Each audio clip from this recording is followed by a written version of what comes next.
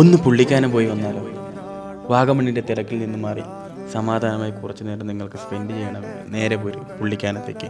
മഴയും കോടയും പ്രതീക്ഷിച്ചാണ് ഞാൻ ഈ റൈഡ് തുടങ്ങിയതെങ്കിലും എന്നെ വരവേൽക്കാൻ ഇവർ രണ്ടുപേരും വന്നില്ല. പിന്നെ നേരെ പോയത് പുള്ളിക്കാനത്തേക്കാണ്. ആദ്യ കാഴ്ചയിൽ തന്നെ പുള്ളിക്കാനം എന്നെ ഞെട്ടിച്ചു കളഞ്ഞു. കുഞ്ഞരുവിയുടെയും തേയിലത്തോട്ടത്തിൻ്റെ ഇടയിലൂടെ കുറച്ചു നേരം ഒറ്റയ്ക്കിരുന്നു. അപ്പോൾ ഒരാൾ വന്ന് എന്നെ വിളിക്കുന്നു. നേരെ പോയി പറ്റിയ ഒരു സൺറൈസ് പോയിന്റും നോക്കി. പോയത് വെറുതെ ആയില്ല, നല്ല ഒന്നാന്തരം ഒരു സൺറൈസും കണ്ട് ബൊഗൈൻവില്ല ബംഗ്ലാവിൻ്റെ കുറച്ച് വീഡിയോസും എടുത്ത് കുറച്ച് നേരം ഒരു അടിപൊളി റൈഡ്.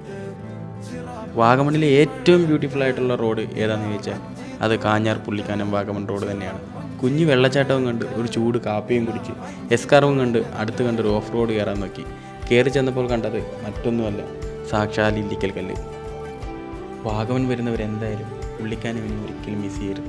ശരിക്കും പ്രാന്തിൻ്റെ പുറത്ത് ഒരു ബൈക്കുമായി ഇറങ്ങുന്നതാണ്. ആ പ്രാന്ത് മറ്റൊന്നിനോടുമല്ല, ഈ കാണുന്നതിനോടൊക്കെ തന്നെയാണ്.